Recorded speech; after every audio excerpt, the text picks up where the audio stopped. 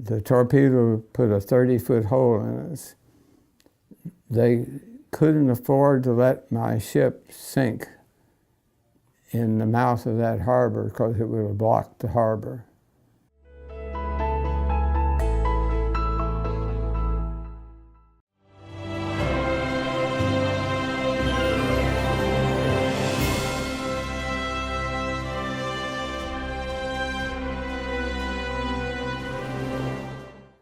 I served in the United States Navy in World War II. I was a Fireman First Class and worked in the engine rooms of the USS Pennsylvania. After boot camp, I went 4 weeks to Great Lakes, and where I was trained as an engineer, and was taken over to Hunters Point at that time, where the USS Pennsylvania was berthed, and I went aboard the ship at that time.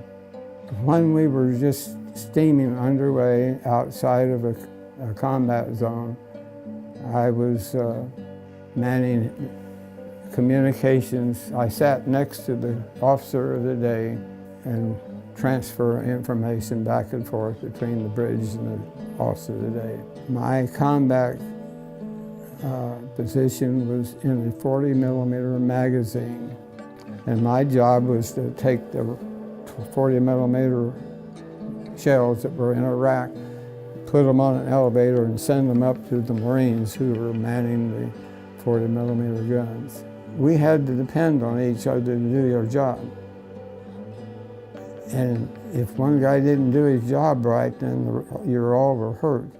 The engine rooms were about 2 stories high. They were tall. 650 pounds of superheated steam is what we used to run the turbines. One day, 3 of us were sent up to open a steam valve, and I was on one end of the catwalk, and one guy was on the other end, and this kid was in the middle, was to open the steam valve. Well, he started cranking that thing like this, and those steam pipes started jumping. You don't open a steam valve that way. You crack it and let a little steam in, and then you close it, crack it, and open. And when he started doing that, we both ran towards him. The other guy tackled him, and I got my hands on the valve and closed it. If that had exploded, we'd all been scalded and been killed. My time on the ship, we went, of course, Pearl Harbor and Saipan and Okinawa and Guam. We were in Buckner Bay, Okinawa, which is on the south end of the island. 58 hours before World War II ended, the Japanese surrendered. There was an air raid on the other side of the island, and a Japanese Betty bomber, a 2-engine, 2-man bomber, torpedo bomber, came in about 50 feet off the water. My ship was sitting broadside to the entrance to the harbor, and he laid a nice big torpedo into us. That's 58 hours before the war ended. We lost over 20 men. The Pennsylvania was 608 feet long. It was a big ship. The torpedo put a 30-foot hole in us.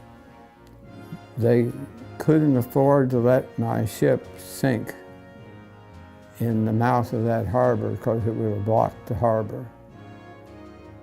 So they brought 2 seagoing tugboats up next to us, and they pumped water, and we were down in the bottom of the ship welding shut all the hatches, and we were shoring up all the bulkheads with 4x4 and 6x6 timbers. And by doing that, we kept her afloat. Had we been at sea, we would have sunk within an hour. But because we were there in that harbor, what the Navy did and whoever was in command of the island, They saved that ship from sinking and blocking the harbor. We had no electricity. So when we were stabilized, when they thought we could make it, they towed that ship with 2 tugboats, 2 big seagoing tugboats, to Guam, which is about 1,300 miles. And they couldn't cook meals. We had some water, but it was a long trip. We caught the edge of a typhoon. I thought we were going to sink, but we got into Guam. We got everything running again. And since the war had ended, they sent us home to Bremerton, Washington. We went from Guam Island to Bremerton, Washington, which is over 9,000 miles, at about, well, it was 3 knots. That's about 2.5 miles an hour. It took us almost a month to get home.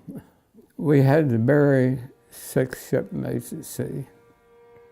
The ship had 2,600 men, but they chose about 200 of us. We were at sea on the way home. We were standing at attention on the deck. On the railing was 6 slabs with the bodies encased in canvas and tied with big 2-inch rope. And the chaplain made some comments, and as taps were played, they, one by one, slid the bodies over the side. There was 200 sailors standing on that deck, and none of them had a dry eye.